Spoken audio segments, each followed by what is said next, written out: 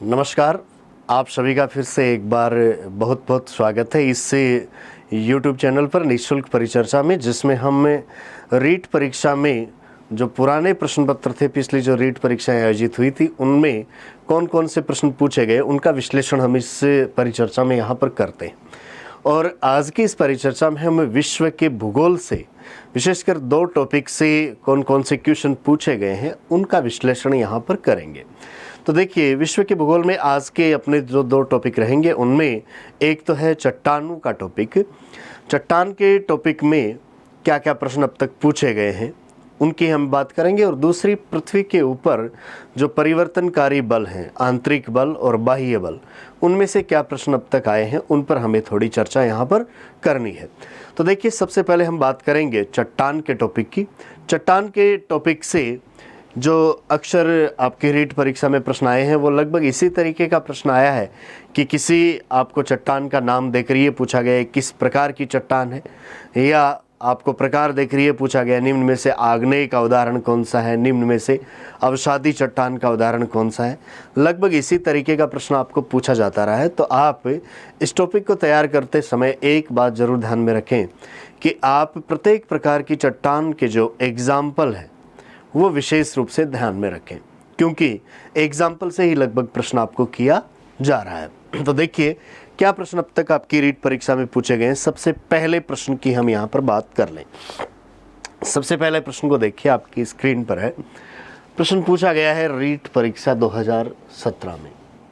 रीट परीक्षा 2017 में प्रश्न पूछा गया है कि बेसाल्ट सेल एक उदाहरण है।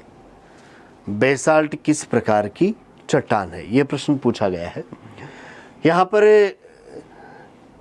पहला ऑप्शन दिया गया है उपपातालीय, उपपातालीय। दूसरा दिया गया है बाह्य आग्नेय शेल।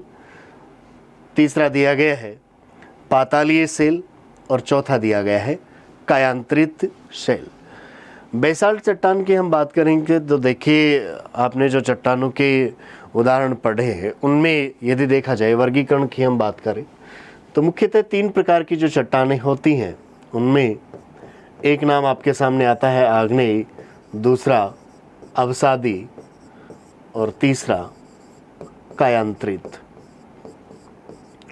इनमें से जो आग्नेय चट्टान है उससे आग्नेय चट्टान के हम 2 भाग देखते हैं। कुछ आग्नेय चट्टानों का निर्माण पृथ्वी की सतह के नीचे होता है और कुछ का निर्माण ऊपर होता है। जो पृथ्वी की सतह के नीचे बनती हैं उनको हम कह देंगे आंतरिक आग्नेय चट्टानें, और जो सतह के ऊपर बनती हैं उनको हम कह देंगे बाह्य आग्नेय चट्टानें। तो देखिए, अगर हम बेसाल्ट की बात करें तो इसका जमाव होता है पृथ्वी की सतह के ऊपर, और ज्वालामुखी का जो लावा होता है उसी लावा के जमाव से, उस लावा के जल्दी ठंडा होने से बारीक कणों या छोटे कणों वाली चट्टान जो बनती है उसको हम कहते हैं कौन सी, बेसाल्ट चट्टान हम उसको कहते हैं। तो देखिए, ये जो बेसाल्ट है ये पृथ्वी की सतह के ऊपर छोटे कणों के रूप में जमती है और आग्नेय प्रकार की चट्टान है। तो पृथ्वी के सतह के ऊपर जमा होने के कारण हम इसको कहेंगे कैसी, बाह्य आग्नेय चट्टान। यहाँ पर जो आपके सामने ऑप्शन है उनमें दूसरा ऑप्शन है वो दिया गया है बाह्य आग्नेय शेल का।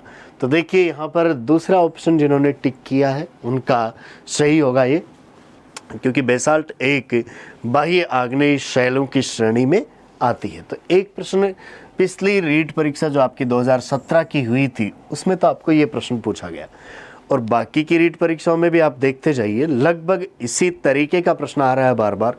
तो इस बात को फोकस करते हुए चलिए कि किसी चट्टान का एग्जाम्पल देकर आपको ये पूछा जा सकता है कि वो किस प्रकार की चट्टान है। नेक्स्ट अगले प्रश्न पर डिस्कस करते हैं। देखिए, नेक्स्ट अगला प्रश्न आपको पूछा गया है रीट परीक्षा 2015, यानी पिछली से पिछली जो रीट परीक्षा हुई 2015 की, उसमें ये प्रश्न आया है। प्रश्न क्या है, निम्नलिखित में से कौन सी एक कायांतरित शेल नहीं है।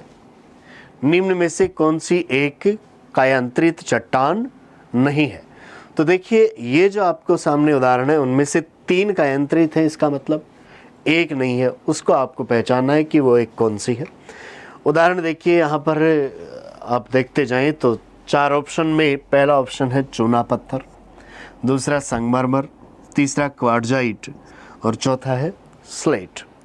तो जैसे कि हम पहले बात कर रहे थे कि आपको जो भी तीन मुख्य प्रकार की चट्टानें हैं, आग्नेय, अवसादी और कायांतरित, उन चट्टानों के एग्जाम्पल ध्यान में रखने हैं, बहुत ज़रूरी है, क्योंकि बार बार प्रश्न उसी तरीके का आ रहा है। अब आपको ये पूछ लिया कि इनमें से कायांतरित कौन सी नहीं है, तो आपको कायांतरित चट्टानों के एग्जाम्पल ध्यान में हो तो आप बता सकते हैं कि इनमें से तीन तो कायांतरित है और एक कायांतरित नहीं है। या आपको आग्नेय और अवसादी के एग्जाम्पल भी ध्यान में हो तो आप बता सकते हैं कि कायांतरित कौन सी नहीं है, इनमें से कौन सी एक आग्नेय अथवा अवसादी है।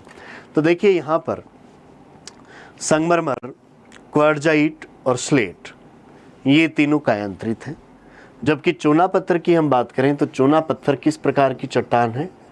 अवसादी चट्टान है। तो ऐसी स्थिति में सही आंसर आपका क्या होगा?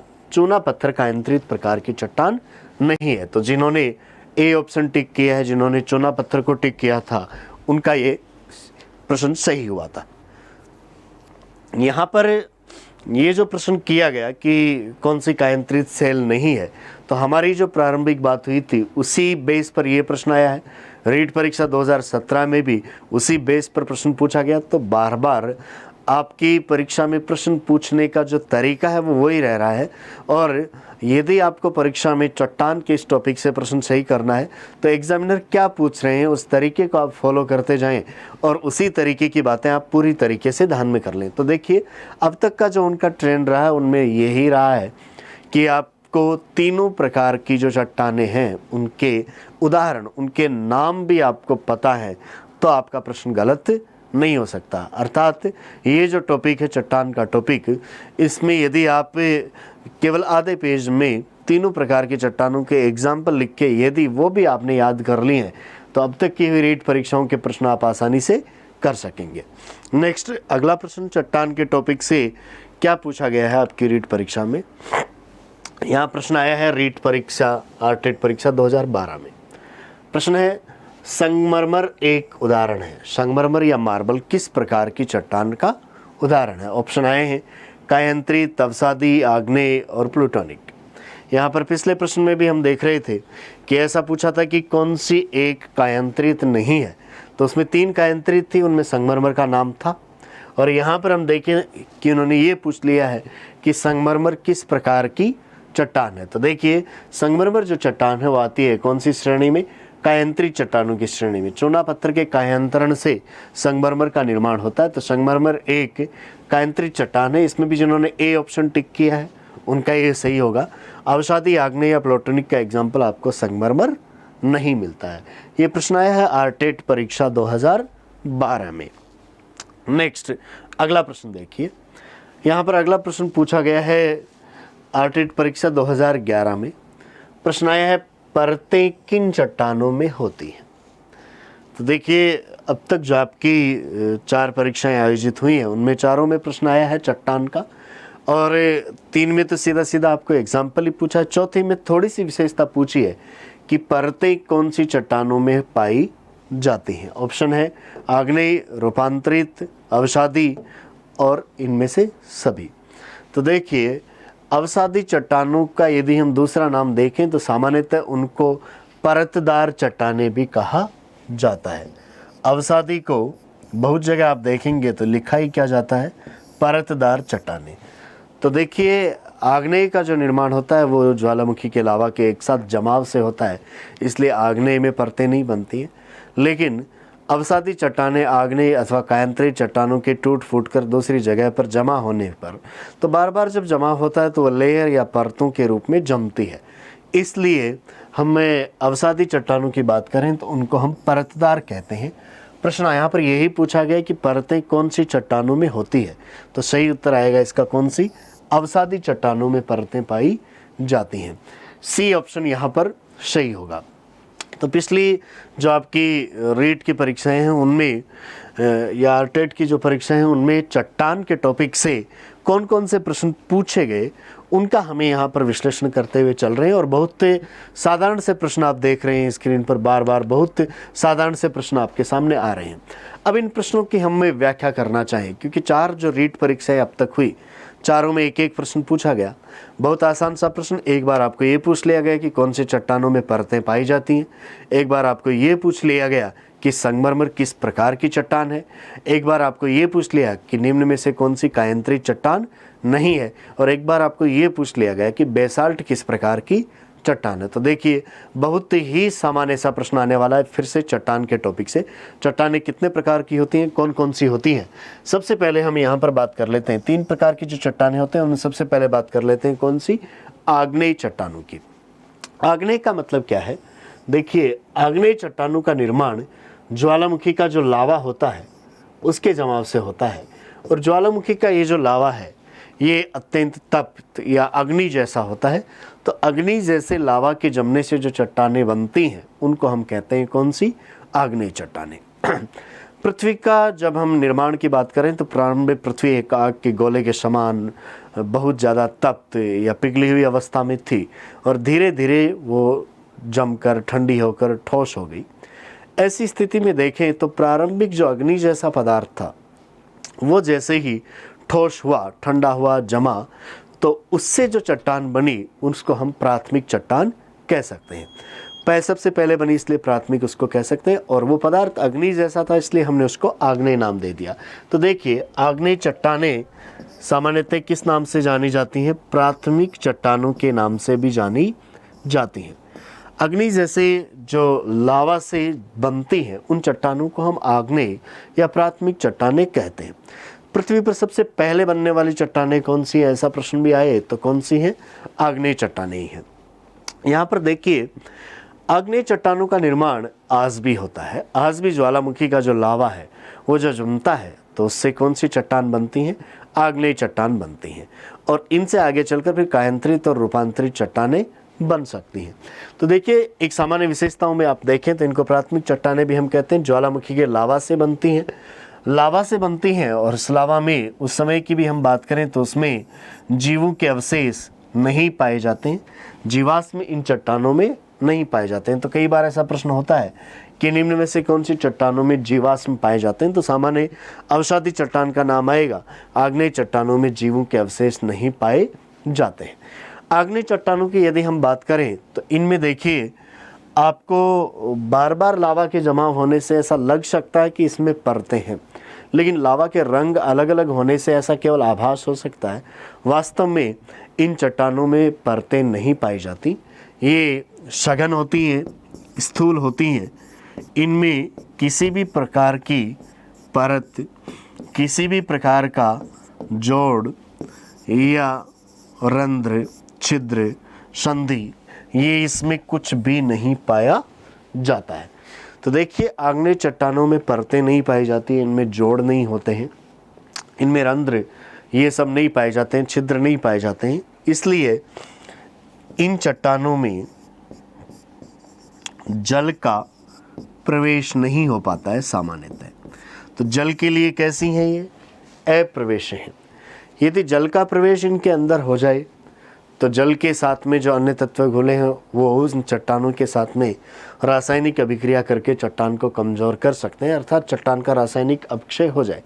लेकिन आग्नेय चट्टान में इस तरीके के जोड़, रंध्र, संधियाँ ये नहीं पाई जाती हैं, इसलिए इनमें जल का प्रवेश नहीं होता है। जल का प्रवेश नहीं होता है इसलिए इन चट्टानों के ऊपर रासायनिक अपक्षय का प्रभाव नहीं होता है, या हम कहते हैं बहुत कम होता है। रासायनिक अपक्षय इन चट्टानों का बहुत कम होता है। भौतिक अपक्षय इनका हो सकता है। भौतिक अपक्षय में हम एक सामान्य सा उदाहरण ले लें, जैसे सूर्य की गर्मी से ये चट्टानें फैलती हैं और सिकुड़ती हैं। गर्मी से फैलती हैं, रात्रि के समय ठंड होने पर वापस सिकुड़ती हैं। बार बार फैलने सिकुड़ने से ये चट्टानें कमज़ोर हो जाती हैं। इस तरीके से कमज़ोर होने या अपक्षय की क्रिया उसको आप कह सकते हैं कौन सा, भौतिक अपक्षय। तो आग्नेय चट्टानों में ये तो हो सकता है भौतिक अपक्षय, तो रासायनिक अपक्षय आपको सामान्यतः देखने को नहीं मिलता है। तो आग्नेय चट्टानों की कुछ सामान्य सी विशेषताएं भी आपको ध्यान में रख लेनी चाहिए, जैसे कि इनमें लावा के जमाव से बनती हैं, जीवों के अवशेष नहीं पाए जाते, मोटी या स्थूल होती हैं, परत, जोड़, रंध्र ये नहीं पाए जाते हैं, इसमें जल का प्रवेश नहीं होता है, रासायनिक अपक्षय का प्रभाव नहीं होता है, भौतिक अपक्षय का प्रभाव इन पर हो सकता है। सामान्यतः इनमें आपको क्रिस्टल देखने को मिल सकते हैं, क्रिस्टल या रवे पाए जाते हैं। तो आप ये ज़रूर कह सकते हैं कि ये क्रिस्टलीय या रवेदार चट्टानें होती हैं। ये एक मुख्य बात आपको मिल सकती है। अब भूगर्भ से जो लावा है, जो अंदर जो मैग्मा है, वो जैसे ही बाहर की ओर आता है ज्वालामुखी क्रिया के रूप में, तो बाहर प्रकट होने पर हम उसको लावा कहते हैं। ये मैग्मा आगे चलकर कभी पृथ्वी के सतह के नीचे आंतरिक भागों में जम सकता है और कभी ये बाहर जम सकता है। आंतरिक भागों में इसका जमाव होता है तब आंतरिक आग्नेय चट्टानें बनती हैं, और बाह्य भागों में जमा होता है तो बाह्य आग्नेय चट्टानें बनती हैं। आंतरिक भागों में जब जमाव होता है तो देखिए लावा धीरे धीरे ठंडा होता है, धीरे धीरे ठंडा होने पर बड़े क्रिस्टल वाली चट्टानें बनती हैं। यदि लावा बाहर निकल कर जमता है तो वो जल्दी से जम जाता है, और जल्दी से जमता है तो इसलिए क्रिस्टल बड़े नहीं बन जाते हैं। इसलिए बाहर आपको कैसे क्रिस्टल देखने को मिलेंगे, छोटे क्रिस्टलों वाली होगी, और आंतरिक भागों में कैसी होगी, बड़े क्रिस्टलों वाली होगी। आग्नेय चट्टान को आप सामान्यतः दो भागों में बांट सकते हैं, आंतरिक आग्नेय चट्टान और बाह्य आग्नेय चट्टान। तो आंतरिक भागों में बड़े क्रिस्टल वाली होंगी और बाह्य भागों में कैसी मिलेंगी, आपको छोटे क्रिस्टल वाली मिलेंगी। बहुत अच्छा एग्जाम्पल हम देखना चाहें तो देखिए आंतरिक आग्नेय चट्टान का आपको एग्जाम्पल मिलता है कौन सा, ग्रेनाइट। इसका मतलब ग्रेनाइट के क्रिस्टल कैसे होते हैं, बड़े क्रिस्टल होते हैं। और यदि बाह्य चट्टान का हम एग्जाम्पल देखें तो कौन सा है मुख्य एग्जाम्पल, बेसाल्ट। और बेसाल्ट में क्रिस्टल कैसे होते हैं, छोटे क्रिस्टल होते हैं। तो बेसाल्ट एक छोटे क्रिस्टल वाली आग्नेय चट्टान है, ग्रेनाइट एक बड़े क्रिस्टल वाली आग्नेय चट्टान है। ये मुख्य चट्टानों की हमने बात की। इसके अलावा आपको आंतरिक भागों में बड़े क्रिस्टल वाली डायोराइट और बाहरी भागों में छोटे क्रिस्टल वाली एंडेसाइट मिलती है। ये भी आप एक एग्जाम्पल देख सकते हैं। इसके अलावा हम देखें तो देखिए गेब्रो का नाम आपको कभी कभी पूछा जा सकता है कि गेब्रो किस प्रकार की चट्टान है, तो वो भी इसमें आग्नेय चट्टानों की श्रेणी में ही आती है। यहाँ पर सामान्यतः इसी तरीके का प्रश्न ही होता है कि ग्रेनाइट, बेसाल्ट, गेब्रो, एंडेसाइट, डायोराइट ये किस प्रकार की चट्टानें हैं। तो ये आग्नेय प्रकार की चट्टानें हैं। लेकिन आपकी परीक्षा में ऐसा प्रश्न भी कर लिया गया कि बेसाल्ट किस प्रकार की है, तो वो बाहर उसका जमा होता है, तो बाह्य आग्नेय चट्टान के रूप में जानी जाती है कौन सी, बेसाल्ट।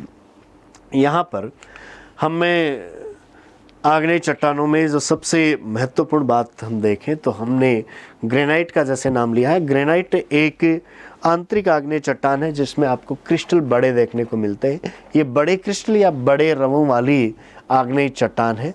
ग्रेनाइट आप देखते हैं सामान्यतः भवन निर्माण में ये फर्श में सामान्यतः काम में लिया जाता है, जो आप बहुत कॉमन देखते हैं उसमें, और इसमें आपको बड़े बड़े क्रिस्टल देखने को मिल सकते हैं। ये एक प्रकार की आंतरिक आग्नेय चट्टान है।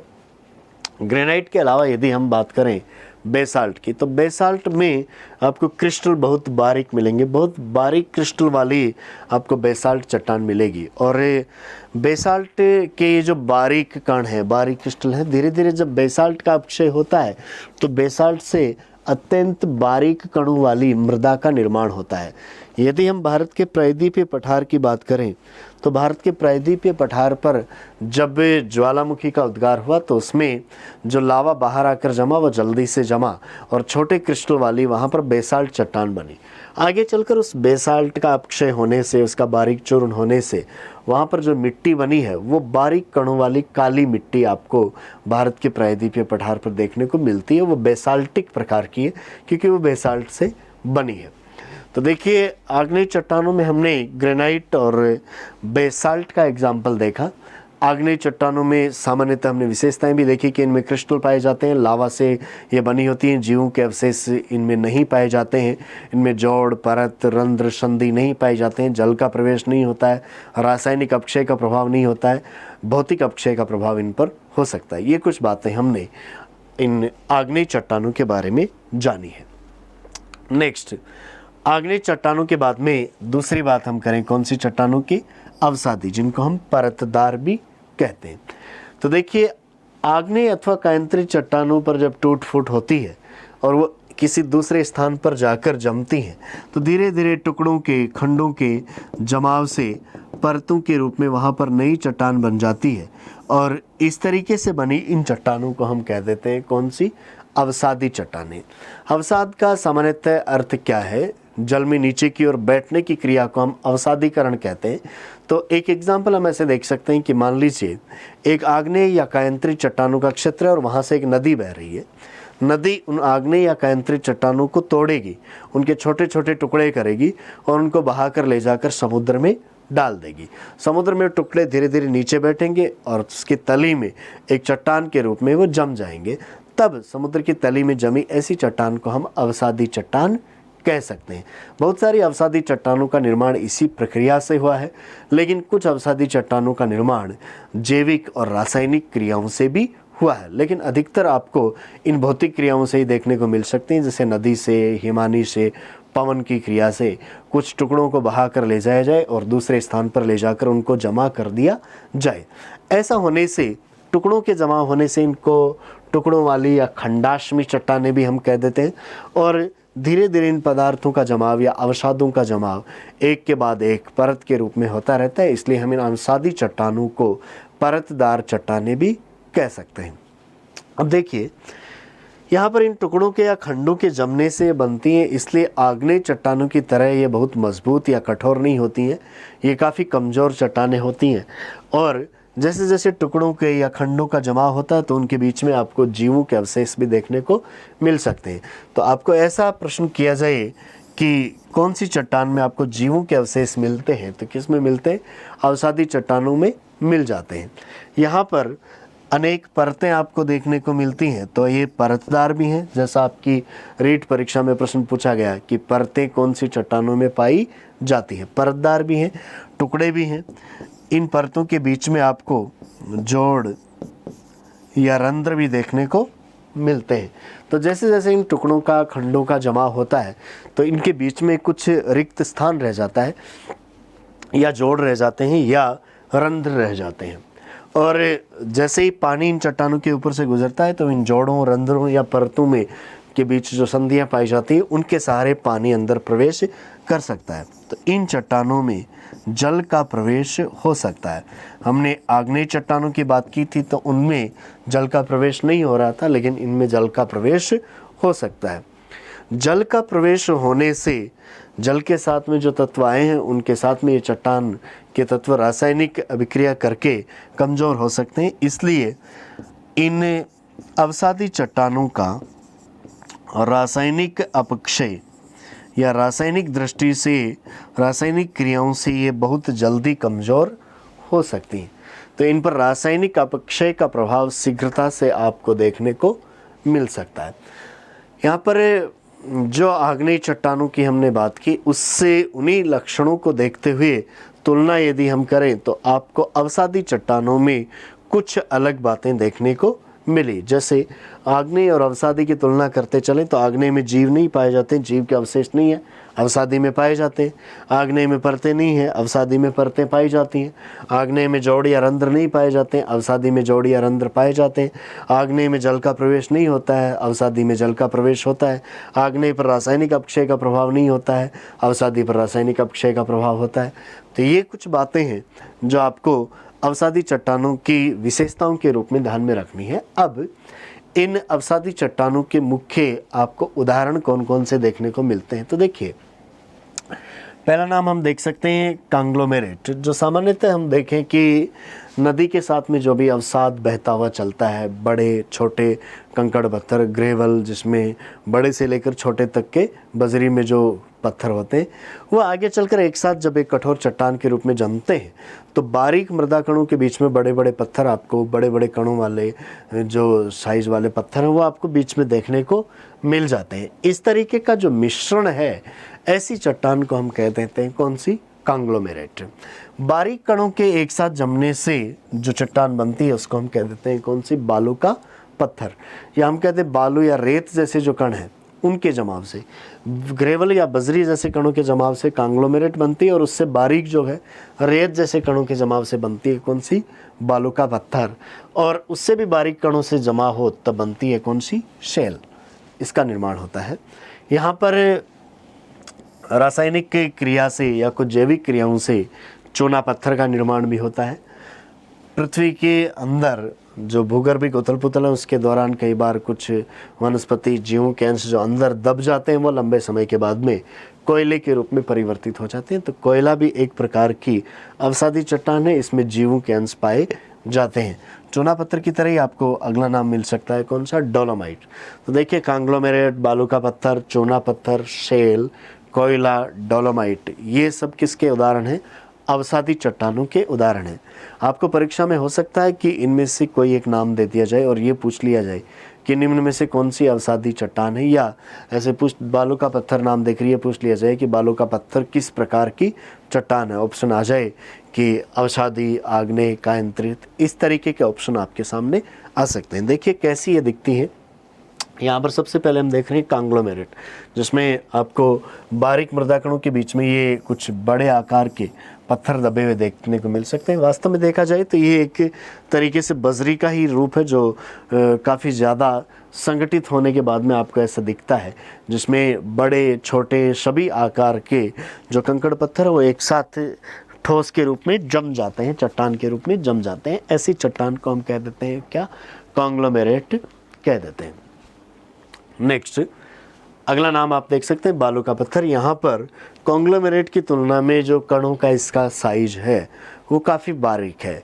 भवन निर्माण का सामग्री के रूप में हम सामान्यतः बहुत ज़्यादा मात्रा में बालू का पत्थर का उपयोग करते हैं, और ये बालू का पत्थर सामान्यतः रेत या बालू के जैसे जो कण हैं उनके जमाव से निर्मित है।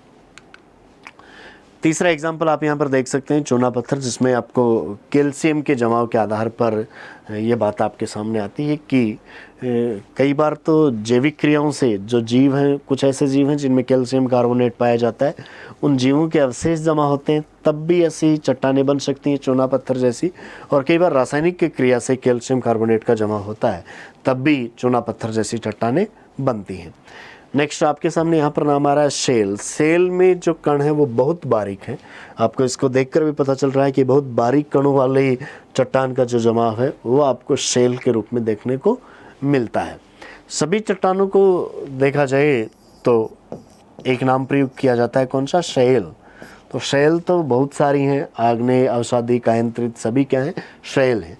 लेकिन ये जो शेल है ये एक प्रकार की अवसादी चट्टान का एग्जाम्पल है। तो शेल में बहुत बारीक कण आपको देखने को मिलते हैं। इसके अलावा बात करें हम कोयला, जो ये किसी वनस्पति का अंश है, आप देख रहे हैं इसकी संरचना से भी पता चला है, जो कि भूगर्भ में दबने से लंबे समय के बाद में कोयले के रूप में परिवर्तित हो गया है। इसके अलावा देख सकते हैं डोलोमाइट, जिसमें मैग्नीशियम का जमाव काफ़ी मात्रा में आपको मिलता है। ये अवसादी चट्टानों के कुछ एग्जाम्पल हमने देखे। तीसरी प्रकार की चट्टानें, चट्टानों के वर्गीकरण में यदि आप देखें तो तीन मुख्य नाम आपको जो मिले थे, अवसादी, आग्नेय और कायंत्रित। तीसरे प्रकार की चट्टान है कायंत्रित। कायंत्रित क्या होती हैं? यदि किसी आग्नेय या अवसादी चट्टान पर अत्यधिक ताप और दाब की क्रिया होती है तो उस आग्नेय या अवसादी चट्टान का रूप परिवर्तित हो जाता है। ऐसी चट्टान को हम रूपांतरित या कायंत्रित चट्टानें कहते हैं। सामान्यतः ये रूपांतरण होता है वो कई बार तापीय रूपांतरण हो सकता है और कई बार वो रूपांतरण दाबीय रूपांतरण हो सकता है। यहाँ पर आपको एक तो ये ध्यान में रखना है कि कायंत्रित चट्टानों के एग्जाम्पल कौन कौन से हैं। तो इस तरफ आपको जो दिए गए हैं वो सब कायंत्रित चट्टानों के एग्जाम्पल हैं। लेकिन कायंत्रित चट्टानें आग्नेय अथवा अवसादी के कायंत्रण से बनती हैं, इसलिए हमें ये भी देखना है कि कौन सी चट्टान से, कौन सी आग्नेय चट्टान से कौन सी कायंत्रित चट्टान बनती है, या कौन सी अवसादी चट्टान से कौन सी कायंत्रित चट्टान बनती है। तो उदाहरण के रूप में आपको ये ध्यान में रखना, जैसे बालू का पत्थर हमने देखा, अवसादी चट्टान था। बालू का पत्थर अत्यधिक ताप और दाब की जब क्रिया हो तो किस में बदल जाता है? वो क्वार्टजाइट में बदल जाता है। अत्यंत सफ़ेद पारदर्शी पत्थर जैसे स्वरूप में बदल जाता है। तो बालू का पत्थर से बना है क्वार्टजाइट। बालू का पत्थर कैसी है? अवसादी चट्टान है। और क्वार्टजाइट कैसी है? कायंत्रित चट्टान है। इसी तरीके से देखिए चूना पत्थर और डोलोमाइट की भी आप बात कर सकते हैं। उनका जब जमाव होता है तो बनता है क्या? संगमरमर या मार्बल। तो चूना पत्थर तो है अवसादी चट्टान, और इधर हम देखें संगमरमर, तो संगमरमर कैसी है? कायंत्री चट्टान है। तीसरा एग्जाम्पल देखिए, यहाँ पर ग्रेनाइट, ग्रेनाइट एक आग्नेय चट्टान की श्रेणी में हमने पढ़ा था, और ग्रेनाइट का जब कायंत्रण या रूपांतरण होता है तो बनता है कौन सा, ग्रेनाइट नीश बनता है। बेसाल्ट की यदि हम बात करें तो बेसाल्ट के रूपांतरण होने से बनता है कौन सा, एम्फीबोलाइट। बेसाल्ट एक आग्नेय चट्टान है और उसका कायंत्रित रूप हम देखें तो वह एम्फीबोलाइट। गेब्रो एक आग्नेय चट्टान है और उसका कायंत्रित रूप हम देखें तो क्या है, सर्पेंटाइन है। अभी हमने बात की थी शेल, बहुत बारीक कणों वाली जो थी, शेल का रूपांतरण होता है तो बनती है कौन सी, स्लेट चट्टान बनती है। तो देखिए कायंत्री चट्टानों में एग्जाम्पल आपके सामने आए, क्वार्टजाइट, संगमरमर, नीश, एम्फीबोलाइट, सर्पेंटाइन, स्लेट। आपकी परीक्षा में ऐसा प्रश्न भी आया था कि निम्न में से कौन सी एक कायंत्री चट्टान नहीं है, तो 3 ऑप्शन आपको यहाँ से दिए गए और चौथा ऑप्शन आपको अवसादी में से चूना पत्थर का दिया गया था। तो इसी तरीके के लगभग प्रश्न होते हैं, तो इस बात को आप ऐसे ध्यान में रख सकते हैं कि बालुका पत्थर से क्वार्टजाइट बनता है, चूना पत्थर से संगमरमर बनता है, डोलोमाइट से भी संगमरमर बनता है, ग्रेनाइट से नीश, बेसाल्ट से एम्फीबोलाइट, गेब्रो से सर्पेंटाइन, सेल से स्लेट। कई बार हम देखते हैं कि ये जो कायंत्री चट्टानें हैं इन पर और ज़्यादा ताप और दाब की क्रिया होती है तो इनका अति कायांतरण या बहु कायांतरण हो जाता है। ऐसी चट्टानों को हम अति कायांत्रित या बहु कायांत्रित चट्टानें कह सकते हैं। जैसे एक एग्जाम्पल देखिए, सेल एक अवसादी चट्टान थी और उसका कायांतरण होने से बनी कौन सी, स्लेट। और स्लेट कैसी चट्टान हो गई, कायंत्रित चट्टान हो गई। लेकिन सेल का और इसका स्लेट का और अधिक कायंत्रण होगा तो स्लेट से बहु कायंत्रित चट्टान बनेगी। तो देखिए स्लेट का कायंत्रण होगा तो स्लेट से बनेगा क्या, फाइलाइट, और फाइलाइट से बनेगा क्या, सिस्ट। तो फाइलाइट, सिस्ट ऐसे नाम आए तो ये कैसी चट्टानें हैं, अति कायंत्रित चट्टानें हैं। यहाँ पर स्लेट कायंत्रित है और स्लेट का अत्यधिक कायंत्रण होने से अति कायंत्रित चट्टानें बनती हैं, जिनमें आप नाम देख सकते हैं कौन से, फाइलाइट और सिस्ट, ये चट्टानें बनती हैं। ये यहाँ पर कायंत्रित चट्टानों के उदाहरण की बात हुई और कौन सी चट्टानों से वो बनती हैं ये चर्चा भी हमने की। नेक्स्ट इनके हम चित्र के रूप में इमेज देखें तो देखिए क्वार्टजाइट बिल्कुल पारदर्शी इस तरीके से आपको पत्थर के रूप में देखने को मिलता है क्वार्टजाइट। क्वार्टजाइट के बाद में नेक्स्ट ये मार्बल, या आप बात कर सकते हैं कौन सा, संगमरमर, जो चूना पत्थर के कायंत्रण से बनता है, मार्बल या संगमरमर, जो भवन निर्माण में हम काफ़ी काम में लेते हैं। और नेक्स्ट ये देखिए नीश, जो ग्रेनाइट का कायंत्रित रूप है, नीश। इसके अलावा शेल का जो कायंत्रित रूप है, स्लेट, स्लेट पत्थर, बहुत बारीक कणों वाला और परतों के रूप में जमा हुआ आपको देखने को मिल रहा है। ये है जो शेल, जो परतदार चट्टान है उसी का ही कायंत्रण होता है तो उससे क्या बन जाती है, स्लेट बन जाती है। तो स्लेट एक प्रकार की कायंत्रित चट्टान है। इसके अलावा अत्यधिक कायंत्रण हो जाए तो उससे स्लेट से क्या बन जाता है, शिस्ट भी बन जाता है। तो शिस्ट एक अति कायंत्रित चट्टान का एग्जाम्पल है। गेब्रो से बनता है सर्पेंटाइन, तो ये सर्पेंटाइन का एग्जाम्पल है आपके सामने। ये पृथ्वी के ऊपर जो आपको चट्टानें देखने को मिलती हैं मुख्यतः आग्नेय, अवसादी, कायंत्रित, और रीट परीक्षा में उनसे किस तरीके के प्रश्न अब तक आपको पूछे गए और उनके आसपास की कुछ बातें हमने की। आज की अपनी जो परिचर्चा है ये 2 भागों में आप देख सकते हैं, जिसका पहला भाग हमने देखा है चट्टान से पूछे गए प्रश्नों के रूप में, और दूसरा पृथ्वी के ऊपर काम करने वाली जो परिवर्तनकारी शक्तियाँ हैं, आंतरिक शक्तियाँ हैं और कुछ बाह्य शक्तियाँ हैं। आंतरिक शक्तियों में जैसे कई बार भूकंप आ जाता है, ज्वालामुखी आ जाता है, ये आंतरिक शक्तियों के एग्जाम्पल हैं। और आंतरिक शक्तियों में भूकंप और ज्वालामुखी जैसी घटनाएं तो बहुत तेज़ी से होती हैं, तीव्रता से होती हैं, इसलिए हम उनको आकस्मिक बल कहते हैं। जबकि कई बार पृथ्वी के अंदर बहुत धीरे धीरे भी बल लगते हैं, जिनको हम पटल विरूपणी बल कहते हैं। कुछ बल ऐसे हैं जो पृथ्वी की सतह के ऊपर लगते हैं, ऊपर काम करते हैं। उन ऊपर लगने वाले बलों को हम बाह्य बल कह सकते हैं। जैसे पृथ्वी के ऊपर हवा चलती है और हवा पृथ्वी की सतह के ऊपर कई प्रकार के परिवर्तन कर देती है, कहीं पर गर्त बना देती है, कहीं पर जमाव कर देती है। पृथ्वी की सतह के ऊपर नदी चलती है तो नदी कहीं से कटाव करती है, कहीं पर पदार्थों का जमाव करती है।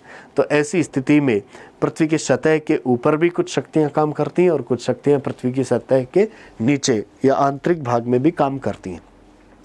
यहाँ से किस तरीके के प्रश्न आपको पूछे गए हैं उनको देखते हुए हम बात करेंगे। तो देखिए रीट परीक्षा 2015 में प्रश्न पूछा गया है। क्या प्रश्न आया है? सभी बहिर्जनिक भू-आकृतिक प्रक्रियाओं के लिए एक सामान्य शब्दावली प्रयुक्त की जाती है, वह है। तो देखिए, जो आंतरिक क्रियाएं हैं उनमें आपने अचानक से काम करने वाली शक्तियों में नाम अभी सुना था कि भूकंप और ज्वालामुखी, और धीरे धीरे काम करने वाली शक्तियों में नाम सुना था पटल विरूपण। तो पटल विरूपण तो यहाँ पर हम देखें तो जो आंतरिक शक्तियाँ हैं उनके लिए आपके सामने काम में आता है। अपक्षय का मतलब होता है कि चट्टान का अपने स्थान पर ही विभिन्न भौतिक, रासायनिक या जैविक कारकों से कमज़ोर होना अपक्षय कहलाता है। कार्बोनेशन की हम बात करें तो कार्बोनेशन एक प्रकार के रासायनिक अपक्षय का उदाहरण है। अनाच्छादन की बात करें तो अनाच्छादन का मतलब क्या है कि पृथ्वी की सतह के ऊपर जो भी चट्टानें हैं वो कमज़ोर होकर अपने स्थान से हट जाएं, तो उस प्रक्रिया को कहा जाता है क्या? अनाच्छादन, अर्थात उसका आवरण हट जाता है। तो पृथ्वी की सतह के ऊपर या बहिर्जनिक जो क्रियाएं हैं, जैसे हम देखें कि एक नदी आई, नदी के आने से वहाँ पर जो भी चट्टान थी वो कमज़ोर होकर अपने स्थान से हट गई। इस हटने की संपूर्ण प्रक्रिया को हमने कह दिया क्या? अनाच्छादन। तो यहाँ पर पूछा है कि सभी बहिर्जनिक भू-आकृतिक प्रक्रियाओं के लिए एक सामान्य शब्दावली प्रयुक्त की जाती है, वो क्या है? तो वो शब्दावली है क्या? अनाच्छादन। पृथ्वी के ऊपर का आवरण या चट्टानों के ऊपर का आवरण पूरी तरीके से हट जाता है, उसको हम कह देते हैं अनाच्छादन या अनाच्छादन। नेक्स्ट, अगले प्रश्न की बात करें। अगला प्रश्न आया है रीट आर्टेट परीक्षा 2012 में। प्रश्न पूछा गया, अपक्षय एवं अपर्दन को संयुक्त रूप से क्या कहते हैं? तो देखिए, अपक्षय और अपर्दन क्या होता है? अपक्षय का मतलब होता है कोई भी चट्टान है वो अपने स्थान पर ही विभिन्न भौतिक, रासायनिक या जैविक क्रियाओं के द्वारा कमज़ोर हो जाए, तब हम उसको कह देते हैं कौन सी क्रिया? अपक्षय। और किसी कारक के प्रभाव में इस अपक्षय चट्टान का ये जो पदार्थ है वो अपने स्थान से हट जाए, हटने की इस प्रक्रिया को हम कह देते हैं कौन सा? अपर्दन। तो अपक्षय का मतलब है चट्टान का अपने स्थान पर ही कमज़ोर होना। चट्टान की उन पदार्थों की गति नहीं होती है अपक्षय में। तो अपक्षय एक प्रकार की कैसी क्रिया है? स्थितिक क्रिया है। अपक्षय की क्रिया में पदार्थ गति नहीं करता, तो कैसी क्रिया है? स्थितिक क्रिया है, अर्थात चट्टान अपने स्थान पर ही कमज़ोर हो जाए तब हम उसको कह दें अपक्षय। चाहे भौतिक क्रिया से हो, चाहे रासायनिक क्रिया से हो, चाहे जैविक क्रिया से हो। जैसे एक एग्जाम्पल हम देख सकते हैं कि कोई चट्टान है, वो सूर्य के ताप के कारण फैलती है और ठंड होती है तो वापस वो सिकुड़ती है। बार बार फैलने और सिकुड़ने से वो चट्टान अंततः कमज़ोर होकर उसके टुकड़े हो जाते हैं, तो हम कहेंगे उसका अपक्षय हो गया। लेकिन जैसे ही कोई नदी, पवन या हिमानी आएगी तो उस चट्टान के उन टुकड़ों को वहाँ से हटाएगी। हटाने की प्रक्रिया को हम कह देंगे अपर्दन कह देंगे। तो अपर्दन की क्रिया में गति शामिल है, इसलिए अपर्दन कैसी क्रिया है? गतिक क्रिया है। किसी भी चट्टान का अपने स्थान पर कमज़ोर होना और कमज़ोर होकर अपने स्थान से हटना, कमज़ोर होने को अपक्षय कहा, हटने को अपर्दन कहा, और संयुक्त रूप से कमज़ोर होकर हटने की इस पूरी जो प्रक्रिया को हम कह दें, इस पूरी प्रक्रिया को कहा जाता है अनाच्छादन। अनाच्छादन। तो अनाच्छादन में स्थितिक क्रिया या अपक्षय भी शामिल है, या गतिक क्रिया या अपर्दन भी शामिल है। यहाँ पर प्रश्न यही पूछा गया कि अपक्षय एवं अपर्दन की संयुक्त क्रिया को क्या कहते हैं? ऑप्शन आपके सामने आए, अपघटन, जलीकरण, कार्बोनेशन। ये अपक्षय के कुछ प्रकार हैं। अनाच्छादन में अपक्षय भी हो गया और उसका अपर्दन भी हो गया, तो अनाच्छादन यहाँ पर सही ऑप्शन है। आपको 2 बार प्रश्न पूछा गया और दोनों ही बार आपको क्या पूछ लिया गया? अनाच्छादन के बारे में पूछ लिया गया। एक तो ये पूछ लिया गया कि सभी प्रकार की भूहर्जनिक क्रियाओं के लिए एक शब्द आप क्या प्रयुक्त करते हैं, तो हम वो शब्द प्रयुक्त करते हैं कौन सा? अनाच्छादन। और दूसरा प्रश्न ये पूछ लिया कि अपक्षय और अपर्दन को संयुक्त रूप से क्या कहते हैं, तो क्या कहते हैं? अनाच्छादन।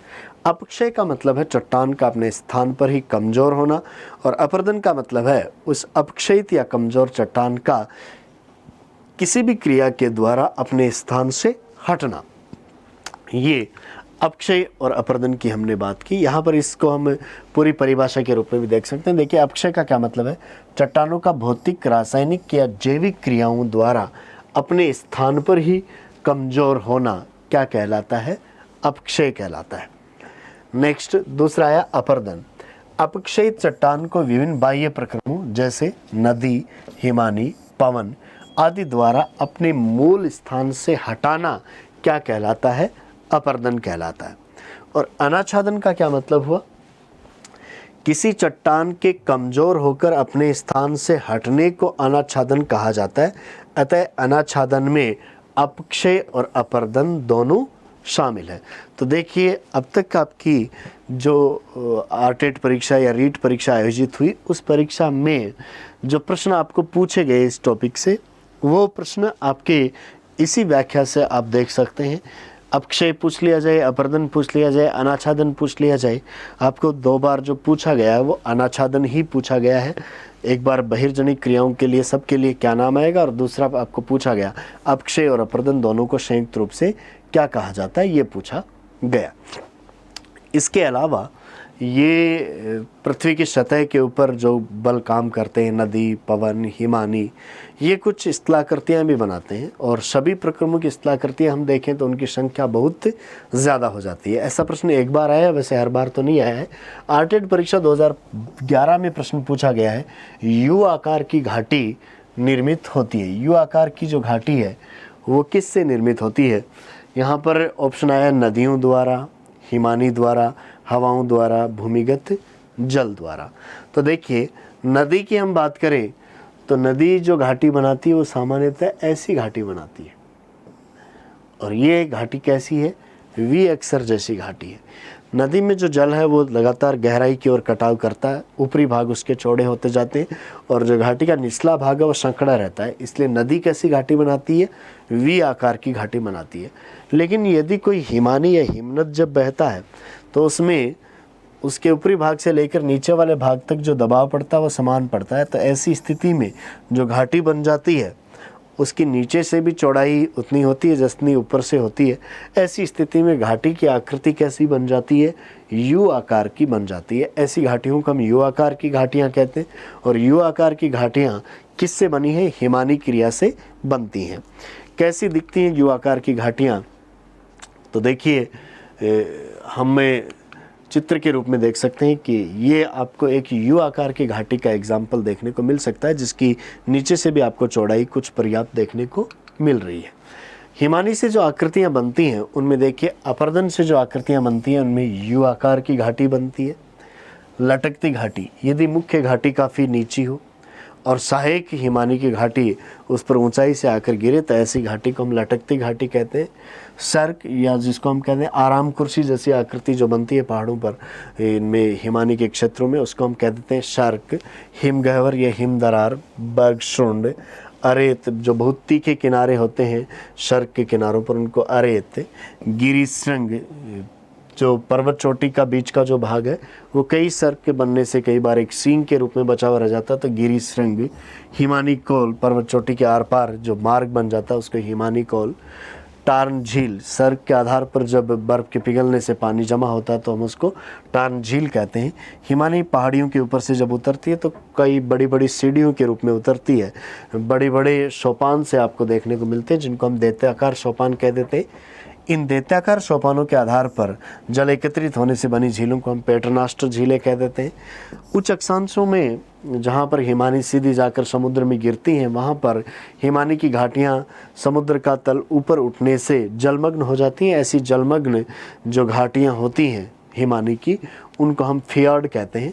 यहाँ पर जो नुनाटक एक विस्तृत क्षेत्र की हम बात करें जहाँ पर हिमानी का जमाव है, उसके बीच बीच में कुछ चट्टानी टीले होते हैं जिनकी शिखर वाले भाग पर हिम का जमाव नहीं हो पाता, तो बीच बीच में ऐसे आपको बर्फ से विहीन टीले दिखते हैं, उनको हम कहते थे नुनाटक।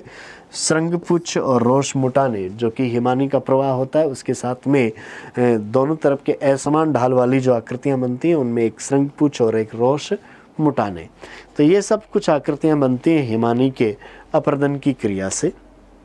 निक्षेपण की क्रिया से हम देखें तो जैसे ही हिमानी पिघलती है, वो पानी के रूप में बदलती है, तो उसके साथ में जो भी अवसाद कंकड़ पत्थर आया है वो एक स्थान पर जमा होता है, उसका तो हम उसको मोरेन कहते हैं। उल्टी नौका की आकृति में होता है, उसको ड्रमलिन कहते हैं। लंबे कटक के रूप में होता है तो एशकर कहते हैं। इसके अलावा केम और हिमानी धौत मैदान, ऐसी कुछ आकृतियाँ निक्षेपण से बनती हैं। ऐसा प्रश्न एक बार पूछा गया है कि यू आकार की घाटी कौन से जो बाह्य प्रक्रम है उससे बनती है, तो वो हिमानी से बनती है।